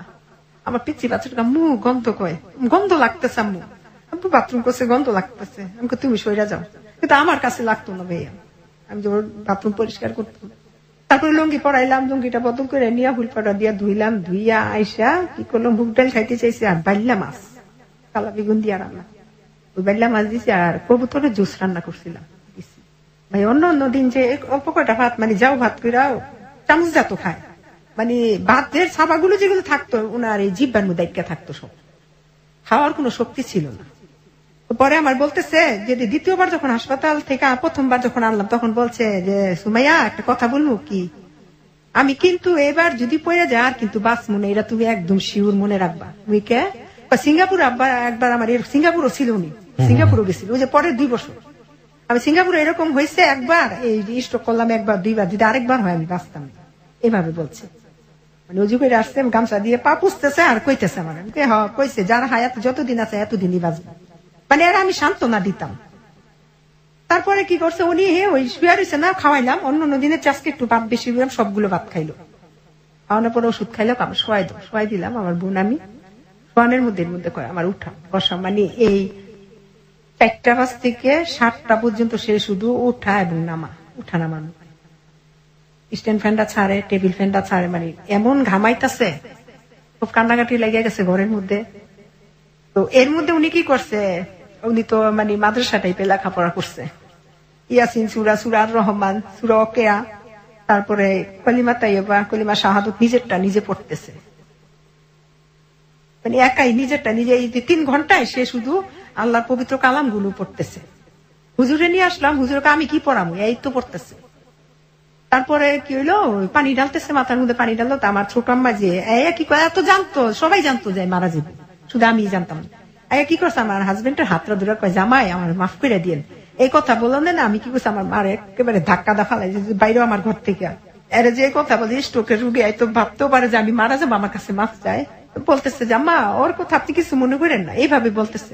আম্মা আপনি আজকে থাকবেন, আপনি এখানে থাকবেন, মায়ের সাথে থাকবেন, মাইয়া একা একা থাকে রাতে, আপনি আজকে থাকবেন, অন্য দিন থাকেন না, কিন্তু আজকে থাকেন। হ্যাঁ বাবা থাক না। পানিটা ঢালার পরে না আমার শোয়াই দাও। ওনার বোন আসলো, ছোট একটা বোন, নবগঞ্জ বিয়ে হয়েছে, উনি আসলো, ওনার হাজবেন্ড আসলো, বোনের হাতে লুডুস খাইলো, পানি খাইলো, নিজের হাত দিয়া বোতল দা পানি খাইলো। তারপরে বোনের কইতেছে মিনু আমার শোয়াই দিছে। পরে আমি আবার যে হার্টের রুগী আবার আলাদা দুধ দেয় ডাক্তারে, আমরা যে সাধারণ রুগী মানুষেরা যে দুধগুলো খাই ওগুলো না, হার্টের রুগী দুধই আলাদা। তো বলতেছে ভাবি একটু দুধ দেন। এর মধ্যে আমার বলতেছে আমার হাসপাতাল নিয়ে যাও। আমি সব কাগজপত্র ফাইল টাইল মানে একা সবকিছু, যা পূর্বে যে চিকিৎসা হয়েছে সবকিছু আমি নিছি, সিটি স্ক্যান করাইছি, সবকিছু নিছি। এর মধ্যে ডাক্তার আছে, ডাক্তার বলতেছে, ডাক্তারে সালাম দিল দিয়ে বলতেছে হাসপাতাল যাবেন আপনি? ভাই আমার আমার জ্যাঠো তো ভাই ডাক্তার, আমার হাসপাতাল নিয়ে যান। হাসপাতালে সিএনজি নিয়ে আসছে, নিয়ে যাবো। আমি আমার দেবরের ফোন দিলাম যে ভাইটা ওনার জন্য টাকা পয়সা খরচ করছে, ভাইটার খুব করছে। দেবরের ফোন দিলাম, দেবর বললো, খালি আমার বলতেছে যে আমার ভাই শওকতের খবর দাও, শওকত হাজি হ্যাঁ এর খবর দাও। আমাকে হয়তো বাদাম তুলি আছে বাবু বাজার, উনি ব্যবসা করে, উনি আসে নাই তো, আসছে। ভাই আমার এতটুকু খেয়াল ছিল না যে ভাইয়ের সাথে আমি ফোনটা, এর ভাইয়ের সাথে যে আমি কথা বলবো, এর ভাইও বললো না যে ভাইয়ের কেন আমার ফোনটা দেন। আমারও মনে ছিল না যে ভাইয়ের সাথে আমি কথা বলাই, মানে খুব ইচ্ছা ছিল ভাইয়ের হয়তো বা কিছু বলতো। বলার পরে তারপরে ফোনটা ওনার সাথে কথা বল, ভাবি তাড়াতাড়ি পাঠাই দেন হাসপাতাল। পাঠানোর কথা কই আমার দেখি আমি দুধ বানাইতেছে, আমার দিকে তাকাইছে, সামনে এসে হাত 2টা ধরছি, চেপটা ধরে না। আমি বলতেছি আমার তুমি কিছু বলবা? কয় না আমি কিছু বলতাম না, তুমি ভালো থাইকো। আমি কই কি তুমি কি তোমার ভালো লাগে না? না গো আমার একটুও ভালো লাগতেছে না। আমার মাই করতেছে আপনি কিছু দেখেন? না আমি কিচ্ছু দেখি না, আমি সবাই আপনাকে দেখতেছি। আমি কান্নাকাটি করতেছি। আমার বড় যা যে ছিল উনি আমার টাইম না বড়, তুমি কান্নাকাটি করতেছো কেন? 3বার শুধু আল্লাহ বলার পর উনি মারা গেল। ওনার মৃত্যুটা এখনো আমি ভাইয়া বলতে পারি না। আল্লাহ যে পৃথিবী থেকে স্ত্রী রেখা কোনোদিন স্বামী জানায় না আল্লাহ।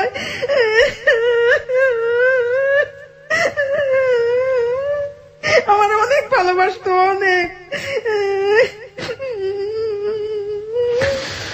অনেক প্রেমের গল্প শুনেছি এই হ্যালো 8920 করতে গিয়ে, অনেক গল্পের মুখোমুখি হয়েছি, কিন্তু আজকে যে গল্পটা শুনলাম সেটা টোটালি স্পিচলেস। একটা মানুষ আপনি চিন্তা করেন ভালোবাসা বোঝে না, প্রেম কি বুঝে না, তার আগে একটা মানুষকে শুধু ভালো লাগা, তার চাইতে এত এত বড় বয়সে বড় একটা মানুষকে বিয়ে করা, 14 বছরের দূরত্ব, 14 বছর দেশের বাইরে থাকলো, মাত্র কয়েকদিনের জন্য তাকে কাছে পাওয়া, হাতে গুনে কয়েকটা দিন, এবং সেই মানুষটাকে যখন সে পেল তখন আসলে সংসারে বছর খানেকের জন্য, একটা বছরের জন্য, এবং সে একটা বছরের একটা নির্দিষ্ট সময় পর্যন্ত সে অসুস্থই থাকলো, এবং সে অসুস্থ, কত ভয়াবহ রকমের অসুস্থ, নিজে হাতে বাথরুম পরিষ্কার করা, এবং সেই মানুষটার চোখের সামনে মরে যাওয়া, তার জন্য আজকের এই হলো 8920 তে আসা জীবনের গল্প নিয়ে। ওকে, যেখানটা আমরা ছিলাম, সুমাইয়া বলুন। তারপর উনি ইন্তিকাল করলো, করার পরে তারপরের দিন সারা রাত ছিল বাড়িতে। মারা যাবার 5 মিনিটের মধ্যে ওনারে ঘর থেকে বের করে ফেললো, আর সাথে সাথে অনেক বৃষ্টি হইলো, অনেক। তারপরের দিন সকাল 9:30 বাজে ওনার জানাজা হইলো। যখন মারা গেছে, এর যখন বেঁচে ছিল, ওনার আপন বড় বোনের জামাই, মানে ভাগ্নিস জামাইয়ের সাথে ব্যবসা করতো, ওই যে এক্সপোর্ট ইম্পোর্টের গার্মেন্টস এর যে এক্সেল গেঞ্জি গুলো ছিল ওগুলো বাহিরে পাঠাইতো। সে তখন দুবাই চলে গেল। আমার হাজবেন্ডের যে কিছু পুঁজি ছিল প্রায় 10.5 লক্ষ টাকার মতন, এই টাকাগুলো সব নিয়ে গেছে, যে ব্যবসা করবো আর আপনার বাহিরে নিয়ে আসবো। সে চিন্তায় ভাই স্টক করছে। এর মধ্যে উনি থাকাকালীন ওনার বোনের জামাইয়ের নামে মানে মামলা করছে, ওই ভাগ্নি জামাইয়ের নামে ভাগ্নির নামে। আচ্ছা, উনি পেতো টাকাটা কে পেতো আসলে? আপনার তিনজনে মিল্লা ব্যবসা, যৌথ ব্যবসা করতো। আচ্ছা, আপনার হাজবেন্ডের কাছ থেকে টাকাটা পেতো? হ্যাঁ, টাকা না নিত, নিয়ে গেছে। মানে আপনার হাজবেন্ডই টাকাটা পেতো? হ্যাঁ, পেতো, কিন্তু টাকাটা তুলতে পারেনি। না, আচ্ছা, গেছে গা বাহিরে, আর কোনো যোগাযোগ রাখেন, এই চিন্তাই করছে। আর বোনের সাথেও সম্পর্ক নষ্ট হয়ে গেছে। ওকে, আপন বড় বোন ভাই মারা গেছে, আসে নেই, দেখতে আসে নেই, পাশাপাশি বাড়ি। আর আমার হাজবেন্ড আমার হাসপাতাল থাকতে বলছে যে আমি যদি মারা যাই তুমি কিন্তু এই মামলাটা ছাড়বা না, ধরে রাখবা। আমার বই লাগেছে। 12 দিন পরে ওইখানে মানে ওই যে কবরস্থানের সার্টিফিকেট, সনদপত্র, মৃত্যু, এগুলো চেয়ারম্যানের সার্টিফিকেট সবকিছু নিলাম, নিয়ে এইগুলো আমার এক মামারে দিয়া ওই কোর্টে পাঠাইলাম। ওইখানে মানে জানাইলো যে উনি মারা গেছে। 16 দিনের মাথায় তারিখ পড়ছে, তখন নিছে 3 রোজা। আচ্ছা, 16 দিনের। আমি গেছি কোর্টে, আমি তো বাদী, কাঠগড়াইতে আমাকে দাঁড়াতে হবে। আমি আবার 3টা বাচ্চা নিয়ে কাঠগড়ায় দাঁড়াইছি। ম্যাজিস্ট্রেট আমাকে জিজ্ঞেস করে আপনার নামটা যেন কি, এভাবে বলছে। তখন আমি ম্যাজিস্ট্রেটকে বলছিলাম যে স্যার, আমার নামটা তো আপনার ফাইলেই আছে, মানে এর একটা চরম বেয়াদবি হয়ে গেছে। তখন আমার মাথা ঠিক ছিল না যে তার ফাইলে আমার হিসাব, তার ফাইলে নামটা আছে, সে কেন আমাকে নাম জিজ্ঞেস, আর আমার উকিল তো নাম বলতেই আছে। একথা বলবার ম্যাজিস্ট্রেট একটু মুচকি হাসি দিল। তো শেষ, আবার তারিখ দিল, আসলাম, আসতেছি। আসার পরে ম্যাজিস্ট্রেটের যে পেশকার থাকে না, ম্যাজিস্ট্রেটের সাথে দাঁড়ায় যে মামলা সংক্রান্ত বিষয়গুলো জানায়, ম্যাজিস্ট্রেট তো কিছু বলে না। ওই পেশকার আমার পিছনে আমার ডাক্তারছে, এ আপু, এ আপু, আপু। তখন আমাকে প্রশ্ন করলো লোকটা, আপনার জীবন সম্পর্কে আপনি কি ভাবতেছেন? জীবন সম্পর্কে কি ভাবতেছেন? আচ্ছা, আমি কি ভাববো? জীবন সম্পর্কে আমি কি ভাবতে পারি? ভাবার মালিক তো আল্লাহ। আপনি এত ইয়াং, আপনি ছেলেদের নিয়ে থাকবেন, হ্যাঁ থাকেন, ঠিক আছে, মানে সে আমাকে এমন কিছু ইঙ্গিত দিতে চাইলো যে আপনি পরবর্তীতে বিয়ে করবেন কিনা, বা আছে কিনা, বিয়ে করবেন কিনা, সে আমার হয়তো কিছু বলতে চাইছে, আমি তাকে প্লেস দিলাম না। ওকে, ঠিক আছে, আমাকে ভাই আমার সময় নাই, 1:30 বাজে গেছে, আমার খিদা লাগছে, আমি বাসায় যাবো, আমার বাচ্চারা কান্দবো। আচ্ছা, ওই আইসা বসছি। ঠিক রাত 10টা বাজে আমার একটা ফোন আসলো। আর ওই যে কোর্টে যে ফাইল আছে, ফাইলের মধ্যে তো আমার ফোন নাম্বার দেওয়াই আছে। ফোন দিল পরে সালাম দিলাম পরে বলতেছে কেমন আছেন? আমি কে? পরিচয় দেন। পরিচয় দিলে আমি আপনার সাথে কথা বলবো। অপরিচিত মানুষের সাথে কি আপনি কথা বলেন? নাম কি না? হ্যাঁ বলতাম, কিন্তু আমার হাজবেন্ড মারা গেছে আজকে 16 দিন, আমার ওই মন মানসিকতা নাই, আপনি ফোন রেখে দেন বললাম, মানে এই কথাটা বলে আমি ফোন কেটে দিছি। পরে আমার মা জিজ্ঞেস করে কে? আমি কে যেন ফোন দিছে, কেমন আছে এগুলো জিজ্ঞেস করতেছে। পরে আবার ফোন দিছে, পরে আমি কে? আপনার না বললাম যে আমি এখন কথা বলতে পারবো না, আমি সারাদিন রোজা রাখছি, আমি এখন কোনো কথাবার্তা কিছু বলতে পারতাম। আবার দিছে, বাকি পরিচয়টাকে খুব জানা দরকার। আমি হ্যাঁ অবশ্যই, অপরিচিত লোকের সাথে আমি কেন কথা বলবো, আমি আরেকজনের স্ত্রী। পরে বলতেছে, তখন সে আমাকে পরিচয় দেয় আমি কিনা হক। তারপরে বলছি, তখন আমি বলছি স্যার আপনি আমাকে ফোন দিচ্ছেন? হ্যাঁ আপনার সাথে আমার কথা আছে। কি কথা বলেন স্যার? আমি ঘুরাই ফিরে নাড়াচাড়া কিছু বলতে পারি না। আমার খুব ভালো লাগছে, আমার ওয়াইফ মারা গেছে 1 মাস 20 দিন লিভার ক্যান্সারে, আমেরিকাতে মারা গেছে। আমার সংসারে একটা ছেলে একটা মেয়ে আছে। তোমার 3টা ছেলে আমি দেখছি, আমার ছেলে মেয়ে 2টা তুমি নিবা, তোমার ছেলে মেয়ে 3টা আমারে দিবা, আমি তোমার বিয়ে করি। আমাকে স্যার এখন তো আমি কিছু এই বিষয়ে আমি কোনো কথা বলতে পারবো না, 40 দিন পর আপনাকে জানাবো। তারপর বলতেছে ঠিক আছে 40 দিন পর। এর মধ্যে 40 দিনের মধ্যে সে আমার সাথে প্রতিদিন 3 থেকে 3.5 ঘন্টা রাতে কথা বলতো। আমি ভাই তার সাথে কথা বলতাম ভয়ে, যদি তার সাথে আমি উল্টাপাল্টা কোনো আচরণ করি তার হাতে আমার মামলাটা ব্যতিক্রম করে ফেলে, আমি তার সাথে সবসময় ভয়ে কথা বলতাম। আচ্ছা, বলার পর উনি আমাকে কি করছে, ওই 40 দিনের 3.5 ঘন্টা 4 ঘন্টা কথা, 40 দিনে একটা মানে দোয়া মাহফিলের আয়োজন করছি ওনার জন্য, ওনার নামে মাগফিরাতের রুহের মাগফিরাতের জন্য। সে আবার কি করছে, রাতে ফুটতেছে, আজকে 40 দিন শেষ হয়েছে। তখন বলতেছে যে আপনি আমাকে রেজাল্ট দিবেন। আমি কই ভাই আপনার একটা, এতদিন তো বলছি স্যার, আজকে বললাম ভাই। দেখেন আমার 3টা শিশু সন্তান, যদি মেয়ে হইতো আমি একটু বিবেচনা করতাম, ছেলে আমার এই 3টা সন্তান যে মানে সুসন্তান হবে আমি কোনো গ্যারান্টি দিতে পারি না। আমি ভাই বিয়ে টিয়ে করতে পারতাম। আপনি স্ট্রেটলি জানা দিলেন? হ্যাঁ। ওকে। এই কথা বলার পরে সে আমাকে মনে করেন অনবরত মনে করেন প্রতিদিনই ফোন দিত, মানে ওনার অফিস টাইম শেষ করে আমার ফোন দিত। আমি ভয়েই কথা বলতাম, তারপরও ভয়ে বলতাম। আচ্ছা। বলার পর সে আমার সাথে 3.5 মাস কথা বলছে। বলতে বলতে যখন যেদিন লাস্ট রাত, সেদিন ওই 4.5 ঘন্টা শুধু আমি কথা বলছি। এই 3.5 মাস সে আমার সাথে সে কথা বলে গেছে, আমি মানে 2-1টা কথা বলছি। আর সেদিন আমি তারে কথা ফিনিশিং দিচ্ছি, কথা তারে বলতে দেইনি। আপনি অনেক কথা বলছেন, এবার আপনি শুনবেন, আমি বলবো।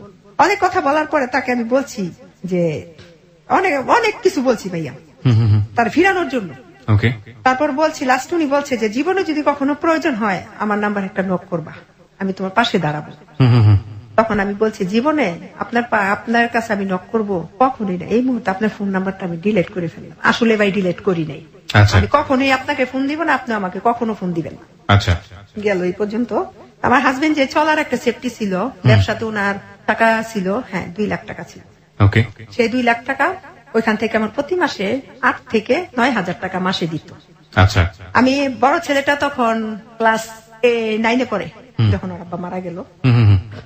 15 কি 14 বছর হইব এখন, না একটু বেশি, 15 বছর। এখন তো 22 চলে। তোর আব্বা মারা গেছে 6 বছর শেষ হয়ে গেছে না, 7 বছর। তো ছেলেটারা মিলে ইন্টার পর্যন্ত মেট্রিক পাস করলো, ইন্টার পাস করাইলাম। কিন্তু ভাইয়া আর তো 2টা ছেলে আছে। একটা ছেলে আমি প্রাইভেট মাদ্রাসায় পড়াইলাম, সেখানে বর্তমানে ও হাফেজ। ভেরি গুড, খুবই ভালো। আর ছোট ছেলেটারও মাদ্রাসাতে দিচ্ছি, ওই ছেলেটাও লেখাপড়া মানে কোরআন নাজারে আছে, এখন কোরআন পড়তেছে। এর মধ্যে টাকা পয়সা আমার হাজবেন্ডের যেখানে টাকা ছিল সেখানে টাকা এরকম ভাবে আসতো, 1 মাস যদি টাকাটা থাকতো 3 মাসই বন্ধ থাকতো, আর বাকি 3 মাসটা তো আমাকে কাভার করতে হতো ঋণ করে। সেই ঋণগুলিকে আমার পরে আবার শোধ করতে হইতো। আর এই কথাটা বলে রাখি, আমার ঘরে বর্তমানে আজকে 21 বছর ধরে এনজিও সমিতি আছে, ওর আব্বা থাকতে এগুলো। তো ভাই দেখা যায় যে 3 মাস যদি টাকাটা বন্ধ হয়ে যেত, ওই সমিতির থেকে কিছু, আমি তো আবার ওই সমিতির সভাপতি ছিলাম, আসি। ওই সমিতি থেকে কি করতো, ওই ঋণ টিন তুললা, ওই যে ঋণটা থাকতো ওইটা দিতাম। এরকম করতে হতে যখন ওইখান থেকে ব্যবসা থেকে টাকাটা দিত ভাইয়া, টাকাটা 1,000 করে, 2 লক্ষ টাকা 1,000 করে দেওয়া শুরু করলো। আজকে 1,000 টাকা দিলে 3 দিন পরে আবার 1,000 টাকা দিত। তো 3 দিন পরে যদি ভাই আমার ঘরে আমরা ফ্যামিলি মেম্বার 4 জন, এর মধ্যে ছেলেদের লেখাপড়া, খাওয়া খরচ, মাদ্রাসা খরচ দিতে হইতো। তো সবকিছু মিলে ভাইয়া দেখা যায় আমি যে ঋণটা করতাম, ওই ঋণটা পরবর্তীতে টানতে সমস্যা হয়ে যেত। তো যাই হোক, এরকম করতে করতে গেল কয়েক বছর, ঋণ মুক্ত হইলাম। ঋণ যেটা তুললাম ওইটা শেষ করে ফেললাম। ওরা এই 5 বছরের মধ্যে, ঠিক 5 বছর পর, 5 বছর না, 5 বছর 5 বছর শেষ, গত ফেব্রুয়ারি মাসের 9 তারিখে, আমার মনে আছে, একদম তারিখটা আমার সারা জীবন মনে থাকবে। ফেব্রুয়ারি মাসের 9 তারিখে আমার ফোনে রাত 1টা বাজে একটা ফোন আসছে, তখন আমি তাহাজ্জুদ নামাজ পড়তেছিলাম। ওই সময় যখন ফোন আসলো, তো ফোন তো সাইলেন্ট, পরে দেখলাম কে যেন, পরে আমি বেগ দিলাম। ভাইয়া মিথ্যা কথা বলতাম না, হয়তো ভাববেন আপনি খারাপ, আপনি নিশ্চয়ই আপনি আপনার জীবনে যেটা ঘটেছে আমি বেগ দিচ্ছি, পরে সে আর ধরে না। আচ্ছা, আমাকে একটু বলেন, একটু ইন্টারাপ্ট করি আপনাকে। সেটা হচ্ছে যে আপনি আপনার স্বামীর যে মামলাটা ছিল ততদিনে কি অবস্থা, ওটার মামলাটার অবস্থা হইলো শেষ পর্যন্ত ওই কিভাবে যেন ওরা বিবাদী পক্ষ উকিলের টাকা পয়সা দিয়ে, আমার উকিলের টাকা পয়সা দিয়া, আমি তো টাকা পয়সা দিতে পারিনি, দিয়া কি করলো ভাইয়া, খারিজ করে দিছে মামলা খারিজ করে ফেলেছে। আচ্ছা, ওকে, তারপর ব্যাগ দিলেন। তারপর ফোন আসলো, ফোন আসার পর আমি ব্যাগ দিছি, ব্যাগ দিয়ে ধরে নেই, আর আমি ঘুমাই দিছি। সকালে ফজরের নামাজ পড়ে ঘুমাইছি, উনি আমাকে 8টা 10-এ ফোন দিছে। ফোন দিয়ে বলতেছে আপনি কি সুমি ভাবি? আমি ঘুমাইয়ের মধ্যে যেমন কে, মানে খুব গভীর ঘুম। তখন বলতেছে যে আমি তানভীর আহমেদ সুমন, আমি গতকাল রাতে এয়ারপোর্টে অ্যাটেন্ড করে আমি ভাবি আপনাকে ফোন দিছি, আপনি ফোন রিসিভ করেন নাই, তো ভাই কিছু মালামাল দিছে নিয়ে যাই। সেই বন্ধু ঘুমেছেন দানে রেখে দিছি। পরে আমি বলতেছি ভাই আপনি কারে দিচ্ছেন, রং নাম্বার রেখে দিছে। 10টা বাজে উনি কি করছে আমাকে, আমি দেবরের ঘরে গেছি, হ্যাঁ বাইরে যাবো ওই টাকা পয়সার বিষয়ে কথা বলতেছে, ওখানে গেছি পরে ওইখানে আমার একটা ফোন দিছে উনি নাম্বার থেকে। ফোন দেওয়ার পরে উনি কি করছে আমাকে বলতেছে আমাকে আপনি কে, আমাকে রাতেও ফোন দিচ্ছেন, সকালবেলাও ফোন দিলেন, এখনো ফোন দিলেন, আমি আপনাকে না বললাম যে এটা রং নাম্বার, আপনি কেন ফোন দিচ্ছেন? তো বলতেছে যে আপু আসলে আমি আপনার ঘুমটা নষ্ট করছি, রাত্রে ঘুমও নষ্ট, সকালবেলাও নামাজ পড়ে আপনি ঘুমাইছেন নষ্ট করছি, এই জন্য সরি। আমি বলতে আচ্ছা ঠিক আছে, সরি পর্যন্তই থাকেন, আমি এখন আর কথা বলবো না, আমি আরেক ঘরে আছি, আর আপনার যদি কথা বলার কিছু থাকে আমি যখন ঘরে যাব তখন ফোন দিয়ে মনে চাইলে, আর যদি মনে করেন যে বিশেষ প্রয়োজন নাই তাহলে দিয়েন না ভাই। আচ্ছা বলে আমি ওই ঘরে ভাই ঠিক 10 মিনিট পরে সে আমাকে আবার ফোন দিছে। ফোন দেওয়ার পরে ফোন দিতে আছে। আর এর মধ্যে ভাইয়া কি হয়েছে, ওই যে আমার মার ঘটনাটা বলি। আমার বয়স বর্তমানে 38 বছর। এই 37 বছরের মধ্যে আমি জানতে পারি নাই যে আমি তাদের পালিত সন্তান। My goodness. কারণ আমার আব্বা প্রতাপশালী ছিল, সবাই মানে এক নামে ভয় করতো না, মানে ওনার নাম শুনলে বাঘে মশে এক লোকে পানি খেত, এত মানে ভয়ে কেউ বলে নাই। এটার বলার আবার কারণ মাঝখানে কি হয়েছে, আমার রোজার মধ্যে আমার ভাই খাওয়া দাওয়া করতে পারে, শুধু পানি খাই 1 মাস আমি রয়েছি। কিরে খাওয়া দাওয়া করতে পারে, জন্ডিস হয়েছে নি? জন্ডিসের মাথা ধোয়াইলাম, হাত ধোয়াইলাম, কিচ্ছু হইলো না। তো এর মধ্যে কবিরাজ বাড়িতে গেছি, ওইখানে গেছি পরে বলতেছে আপনার শুকনা বান মারছে। আমার ভাই আমার ওজন ছিল 78 কেজি গত 1.5 বছর আগে, বর্তমান আমার ওজন 52 কেজি। আমার বান মাসে তারপর চিকিৎসা করাইলাম পরে রাত্রে 12টা বাজে, একটু বলে মানে কথাগুলো বলতে আমার খেয়াল নেই, 12টা বাজে উনি কি করছে, ওই কবিরাজ আমার ওই 3 রাস্তার মোড়ে গোসল করতে দিছে, মায়ের মাটিটা হাড়ি পাতিল ভাঙতে দিছে। আমি একা গেছি ঘর থেকে, আমার ছেলের আমার সাথে যেতে চাইছে, আমি না তোমাদের আসার দরকার নেই। আমি গেছি, যাওয়ার পরে ভাইয়া ওইখানে আমি নদীর মধ্যে রাত 1:45 বাজে 3 রাস্তার মোড়ে গোসল কইরা যে ধুতি ছিল ওইটা আবার ইট বাইন্দা নদীর মাঝখানে যাইয়া ফালাইছি, গোসল করে আসলাম। পরে এই 8 দিন পর্যন্ত আমার মা আমার একটা দিন দেখতে আসেনি। আমার মা ঘরে আমার বোনের নিয়ে রাতে 12টা বাজে বাসায় চলে গেল। 8 দিন পরে কি করছে, আমার জন্য পুঁই শাক নিয়ে গেছে, গাছে বাড়িতে গাছ লাগাইছে, শাকগুলো রাখ, আর চিংড়ি মাছ লিয়ে গেছে, চিংড়ি মাছটা খাইছে। আমি না তোমার বাড়ি কিছু খাইতাম না। আমি কি হয়েছে, আমি কই আমার এত বড় একটা আমি হইলো, তো তুমি এই একদিনের মধ্যে একদিন আমার তুমি দেখতে আসলা না, আবার আমি একা গোসল করতে গেলাম, তুমি তো আমার মা, কেউ না গেল তুমি বলতে পারতা, তুমি তো বয়স্ক মানুষ, আমি তো এমনি না করতাম। আসলে মা এখন না মনে হয় কি আমি তোমার পেটে হই না, আমার মুখ দিয়ে আইসা পড়ছে। মানুষ আমার সন্তানেরা বলে না যে এর আদর করে, আমার আদর করে না, এইভাবে তো বলে। আমি তো ওই হিসাবে তো সন্তান হিসাবে অধিকার খাটায় কথাটা বলছি, আমি তোমার পেটে নয়, সত্যি কথাটা বলছে, আসলে তুই আমার পেটে হোস নাই। এই প্রথম বললো কি আমি তার পেটে, তাহলে আমার বাবা মাকে, আমি ভাবছি কি জোকস করতেছে। পরে বলতেছে তুই বিশ্বাস করস না, একদম সত্যি কথা, তুই আমার পেটে হোস নাই, তোর আব্বা আমার ঘরে সন্তান হইয়া মারা যায়, তখন তোরে পালক নিয়ে আসছে, তাহলে আমার বাবা মাকে। এই কথা ভাই বলছে, অনেক কান্নাকাটি হয়েছে, মারে যাইয়া কি করছে, আমি গলার মধ্যে টিপ লাগে, তাহলে বলো আমার বাবা মাকে। জানি না, কয় না, গেছে গা মায়। যাওয়ার পর আমার ফুপিরে খবর দিছি, আমার ফুপি আসছে, আসার পর ফুপিতে জানলাম যেদিন আমার মার গর্ভে, মানে আমার পালিত আব্বা ছিল আমার মার চাচাতো ভাই বোন, আর আমার আব্বার জন্মদাতা যে পিতা ছিল ওনারে কি করছে, আমার আব্বা পালিত আব্বা কাস্টমে চাকরি দিছে, কাস্টমে রেলওয়েতে চাকরি দিছে। চাকরি দেওয়ার পর সেই সুবাদে আমার আব্বারও সন্তান হইয়া মারা যায়, আমার ইমার ঘরে সন্তান হইয়া বাঁচে না, 5টা মারা গেছে, মানে আজকে হয় 2 দিন পরেই মারা যায়। সেই সুবাদে আমি আমার মার ঘর থেকে যখন ভাইয়ের সংসারে আলো জ্বালানোর জন্য নিজের সন্তানের আরেকজনের হাতে কি করছে, এটা বিক্রি করে না, টাকা পয়সা নেয় না, স্বামীর টাকা নিছে আমার মা, স্বামীর চাকরি পাইছে না, ওই হিসাবে তো বিক্রি করলো নিজের সন্তান। ভাইয়া আমার মার প্রতি আমার গর্ভধারিণী আমি তো তারে দেখি নাই, মারা গেছে সে, মানে আপনি জানার পর আগে মারা গেছে। হ্যাঁ মারা গেছে, আমার আব্বার 2 বছর পরে মারা গেছে। আচ্ছা আচ্ছা, এতদিন পরে আমার মা, মানে আপনার মাকে আপনি সম্পর্কে কি জানতেন? এটা আমার মাই জানতাম না, কিন্তু এখন মামি না, আপনার তো সেটা ঠিক আছে, কিন্তু আসল মাকে জানতেন হচ্ছে ফুফু। আচ্ছা আচ্ছা, তো সবাই বলতো কি যে আমার মার চেহারা আমার চেহারা নাকি সেম না, কোন ফুফু ছিল? একদম আব্বার চাচাতো বোন রক্তের। ও আচ্ছা, চাচাতো বোন। ভাইয়ের সংসারে আলো জ্বালানোর জন্য। অদ্ভুত বিষয় হচ্ছে এগুলো কেউ কোনোদিন ফ্ল্যাশও করে নাই, জানেও না। সে জানে না, দেখেন আমার স্বামীও জানে, আমারে বলে নাই। আপনার স্বামীও জানতেন? জানতাম। এটা আমি আমার ননার সাথে জিজ্ঞেস করছি, আমার মা হ্যাঁ আমরা তো জানি, জানি না শুনি তো তোরে বিয়ে করাইছি। কিন্তু কখনো বলে নাই। বলে নাই। বলেন নাই কেন? কষ্ট পাবি তুই। কিসের কষ্ট? মানুষের তো, আমি তো আর কুকুর বিড়ালের পেটের থেকে হইনি, আমি তো মানুষের পেটের থেকে হইছি। যদি আমি আজকে কুকুর বিড়ালের গর্ভে ধারণ করতাম তাইলে আমার লজ্জা ছিল, কষ্ট লাগতো, জানলা আমার কুকুর বিড়ালের পেটে, কিন্তু একটা মানুষের ঘরে তো আমি হইছি। বলছি আমার হাজবেন্ড আমার এই দিক দিয়ে ঠকাইছে। আর আমার মাটা যে মারা গেছে, আমার ফুফু মারা গেছে, সেদিন আমার হাজবেন্ড অসুস্থ ছিল, আমি যাইতে পারিনি। আমার হাজবেন্ড অসুস্থ, আমি তার মারা গেছে ভাইয়া, আমি জানি না সেটা কি রক্ত তো না, আমি তো আমার বাবার রক্ত না, আমি আমার মায়ের রক্ত না, হয়তো গর্ভধারিণী মা। যেদিন আমার ফোন দিছে যে ফুপি মারা গেছে, আমার চোখ দিয়ে না পানি পড়ছে ভাই। কেন? শীতের দিন ছিল, আমার মা আমার ঠকাইছে। আমার হাজবেন্ডে পরে যে ফোন দিছে যে ও কাঁদতেছে কেন, তখন বলছে যে ওর মা মারা গেছে। তখন এই পাশের থেকে তো শোনা যায়, ওই পাশে তো আর কি বলে শুনি না। তখন আমি জিজ্ঞেস করছি, উনি জিজ্ঞেস করছে তাহলে আমি কি সুমাইয়ারে নিয়ে আসমু? না না দরকার, আচ্ছা ঠিক আছে।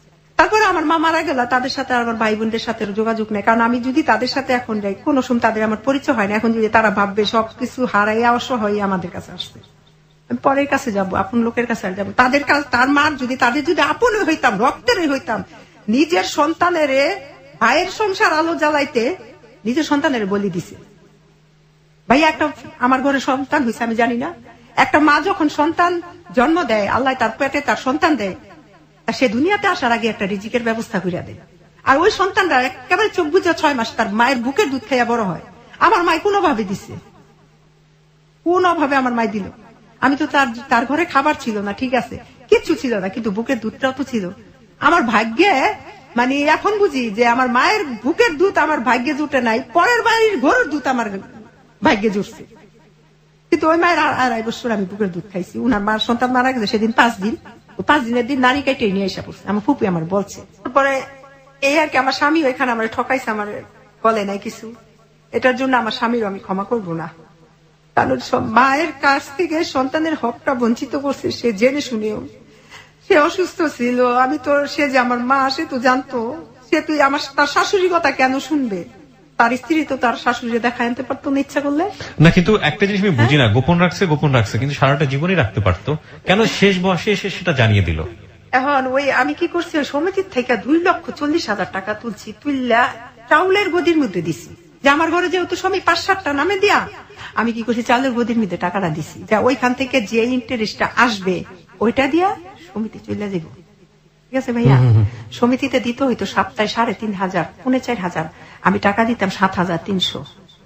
যখন টাকাটা তুললাম, কোন নামটা 5 সপ্তাহ, কোন নাম 6 সপ্তাহ, কোন নাম 2 সপ্তাহ আইসা আটকে গেল টাকাটা। ওই চাইলের গদির ওয়াইফ যে বেড়ায়, ওই বেড়ার স্ত্রী অসুস্থ, কিডনির প্রবলেম, মাদ্রাজ নিয়ে গেছে, সে টাকা স্টপ করে রাখছে। সে আসছে, আসার পর এখন শুনলাম যে এখান থেকে গেছে নারায়ণগঞ্জ, তার নারায়ণগঞ্জ কালীবাজার চালের দোকান। এখন যে আমি 2.5 লক্ষ টাকা সমিতির থেকে নিলাম ভাইয়া, এখন তো আমি টানতে পারি না। এখন আমার বাড়ি ঘর আমি থাকতে পারি না ভাই। 2.5 লক্ষ টাকা এক সমিতি, আরেক সমিতির থেকে নিছি 28,000, আরেক সমিতির থেকে নিছি 25,000। এই টোটাল টাকাটা এইভাবে ভাইয়া দেখা যায় 2.5 লক্ষ দিছি, গড় 5,000 খাইছি। কিন্তু এ পর্যন্ত সন্তানদের নিয়ে আমি আছি। আমি সবসময় চিন্তা করতাম আমার সন্তান 3টে আমার কাছে বড়, আমি বিয়ে করলে একটা স্বামী পাবো, কিন্তু আমার সন্তানেরা বাবা পাবে না, কোনোদিনই না। আমার সুখের ঘর আমি দুঃখের আগুন লাগাইতে চাই না, কিন্তু ওই আগুনগুলি আমার ঘরে আসলো। আমার মায়ের দিক দিয়ে টাকা, সমিতি টাকার জন্য আমি টাকা দিতে পারি না, পালাই পালাই থাকি। এলাকা থেকে আমি 72,000 টাকা ঋণ করছি ভাই, এগুলো সব সংসারে আমি খাইছি, ছেলে মেয়েদের লেখাপড়া যায়। এখন 6-7 মাস ধরে আমি এই কিনা বেতন টেতন দিতে পারি না, পড়াই স্টপ। মানে ওরা যে মাদ্রাসা হুজুরা জানে আমি খুব ভালো, অগ্রিম বেতন দিয়া ছেলেদের পড়াইতাম, সেই হিসাবে। আর ছেলেটাও মাদ্রাসার মধ্যে 1 নম্বর ছাত্র, আমার ছেলেটা খুব ব্রিলিয়ান্ট ছাত্র। ওই ছেলেটাও ক্লাস 5-এ বৃত্তি পাইছে। তাই এখন ভাই আমি ওইখানেও ছেলেদেরও লেখাপড়ার স্থগিত রাখছি। মাদ্রাসা থেকে আমার ফোন দেয়, এলাকায় আমি থাকতে পারি না, 72,000 টাকা ঋণ সমিতির মধ্যে আছে, প্রায় 3 লক্ষ টাকা। এই পর্যন্ত দিতে দিতে ভাইয়া এক সমিতির মধ্যে আসছে 21,000, আরেক সমিতির মধ্যে আসছে 19,000, আর এটার মধ্যে ভাইয়া 1,00,000 43,000, 1,43,000 টাকার মধ্যে আমার দুইটা বড় ছেলেটা সপ্তাহে 2,000 টাকা দেয় ভাই। এখানে আমার আর পুরো ইনকাম নাই। এমন দিন যায় 2,000 টাকা সমিতি দিলে আমার ছেলেটা গাড়ির যে কন্ট্রাক্টদার আছে না, কন্ট্রাক্টদারি করে আমার ছেলে, ওই ছেলেটা 2,000 টাকা দেয়। আমার ঘরে মনে করেন খাবারের কিছু থাকে না ভাই, খুব কষ্ট। দেখা যায় 1 দুগা ভাত আছে, এই ভাত দুগা আমি আনতে গেলে আরেকজনে খাই এলাই, মানে এমন মধ্যে পড়ে গেছি। আবার ঘরে থাকতে পারি না, মানুষ অত্যাচার জুলুম করে। এর মধ্যে আমি যে সম্পত্তিটা পামু, এই সম্পত্তিটার জন্য আমি বাড়িতে গেছি, যে আমি সম্পত্তির জন্য যাই নাই, আমি গেছি এই যে 50,000 টাকা আমার হাজবেন্ড দিছে 2005 সালে 7 সালে, ওই টাকাটা আনলেও তো আমি মানুষ কিছু থামাইতে পারি। গেছি টাকা আনতে গেছি, পরে আমি টাকাটা মা আমি তো এরকম সমস্যায় পড়ে গেছি, তো মা হন এটা কি করা যায়, কি করবি? আমি তাইলাম আমার যে জায়গা আছে ওই জায়গা থেকে 1 কাঠা জায়গা বিক্রি করলেও ভাই একেবারে এই বাজারে 10 লাখ। তোর কি এর জায়গা? আমার কি এর জায়গা, মানে তোমরা আমার জায়গা দিছো না? জায়গা দিছি, জায়গাটা এমন ভাবে রাখছি মাইয়ারা ব্যবহার করতে পারতো না, শুধু পোলারাই ব্যবহার করবো। এর মধ্যে আমার ভাইটা ছিল 2 নম্বর ভাই, ওই ভাই আমারে বইনাগো কোনো জায়গা দিতাম না, বাবাই ব্যাংকের কাছে দলিল লেখা গেছে, এই দলিল আমরা ছুটেছি, বইনাগো কি আর জায়গা দিল? আমি কোথাও ছুটাইছো, তো আমরা যে ব্যাংকে টাকা দিছি 2007 সালে 50,000 টাকা দিছি, ঠিক আছে জায়গা দিবি না তাহলে 50,000 টাকা দিয়ে দে। মায়ের টাকা কি আর টাকা দিবি, মায়ের জামাইকে দিয়ে দে, তুই কইছি এই টাকা জামাই কয়ে গেছে তোরে ছোটতে লালন পালন করছি, এই বিনিময়ে 50,000 টাকা আপনারা কিনা সুমাইয়া আপনাদের কাছে ঋণী আছে, ঋণ সুদ করে দেবে। তাইলে আমার বাবাই কি আমার 50,000 টাকা তাই বড় করছে? আমার বাবাই আমার ভিআইপি ভাবে বড় করছে, আমি জীবনে কষ্ট দেখি নাই। 10টা ভাই বোন ছিলাম, সবাই যদি একদিন মার্কেটে দিতে আসলে মার্কেটে নিয়ে যেত, আমার নিয়ে যেত একদিন একা। আমার বাবা আমার কোটি টাকা খরচ করে বড় করছে, 50,000 টাকা খরচ করে বড় করে নাই। এখন আমার মা যদি বলে যে এই টাকা দিয়ে আমার জামাই আমার ঋণ সুদ করে দিয়ে গেছে, তাইলে আমার আর টাকা দরকার নেই, তাইলে আমি ঋণ মুক্ত হয়ে গেছি না? আমি ঋণ মুক্ত। আপনি একটু নিজেকে আমি বুঝতে পারছি যে খুবই মানসিক টেনশনে আপনি। আমি একটু ধৈর্য ধারণ করতে বলবো আপনাকে প্লিজ। এটা আসলেই খুবই দুঃখজনক। একটা মানুষের সোনালী শৈশব, তারপরে সারাটা জীবন জুড়েই স্যাক্রিফাইস একটা মানুষের জন্য, এবং শেষ বয়সে এসে নিজের বাবার অনুপস্থিতি, নিজের হাজবেন্ডের অনুপস্থিতি একটা বাঙালি নারীকে কতটা অসহায় করে দিতে পারে। দেখুন, আমাদের একটা অনুষ্ঠান হয়, অনুষ্ঠানটার নাম হচ্ছে জননী। আপনারা যদি শোনেন তাহলে বুঝতে পারবেন। প্রতি শনিবার বেলা 3টা 8 মিনিটে অনুষ্ঠানটা শুরু হয়, মাত্র 40 মিনিটের অনুষ্ঠান।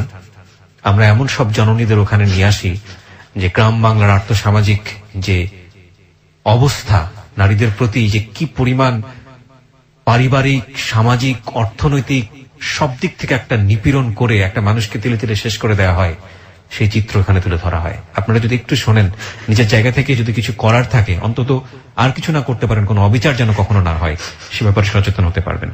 আপনার সন্তানরা এখন কোথায় আছে?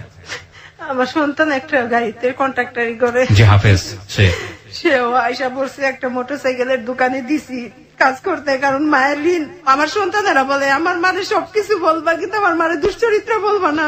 এটা তো আপনি অনেক বড় একটা অ্যাওয়ার্ড আল্লাহর কাছ থেকে পেয়েছেন যে নিজের সন্তানরা আপনাকে অনেক লাভ করে। আর ছোট সন্তানটা কি করে? মাদ্রাসাতেই আছে, এখনো মাদ্রাসাতেই আছে। মানে আপনার জন্য সবচেয়ে বড় বাধা যেটা এই মুহূর্তে আমি বুঝি, সেটা হচ্ছে এই এনজিও ঋণগুলো আপনাকে শোধ করতে হবে। আবার পারিবারিক ভাবে এলাকা থেকে ভাইয়া অনেক ঋণ, 72,000 টাকা ঋণ করছি, এই ঋণের জন্য আমি ঘরে থাকতে পারি। এখন আপনার কি এমন কোন প্রপার্টি কিছু আছে যেগুলো আপনি বিক্রি করে? আমার স্বামীর ভিটে বাড়ি ছাড়া ভাই আমার কিচ্ছু নাই। আমি যদি এই ভিটে, আমার সন্তানেরা বলছে মা 1 কাঠা জায়গা বিক্রি কইরা তোমার ঋণগুলো মুক্ত করি, আমি না করছি, আমি বলছি না আব্বা তোমরা এই কাজ করো না। আচ্ছা, আমার কথা একটু শোনেন। সেটা হচ্ছে আপনার স্বামীর ভিটা বাড়িটা কত কাঠার উপরে? 2 কাঠা। মাত্র 2 কাঠা। এটা নারায়ণগঞ্জে কোথায়? নারায়ণগঞ্জ বন্দর ব্যাপারী। বন্দরের ব্যাপারীতে।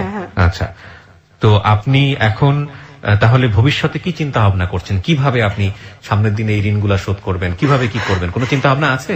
আমি হ্যালো 8920 4 বছরের নিয়মিত শ্রোতা, গত 4 বছর ধরে আমি শুনতেছি। জি। আচ্ছা, এখন আমি লিসনারদের বলবো, লিসনার কাছে আসছি ভাইয়া, তারা যদি একটু মহব্বতের সহিত আমাকে একটু হেল্প করে, আমার জন্য দোয়া করে, তাহলে হয়তো বা আমার পরবর্তী দিনগুলো খুব ভালো কাটবে। প্রিয় শ্রোতা, এই ছিল সুমাইয়ার জীবনের গল্প।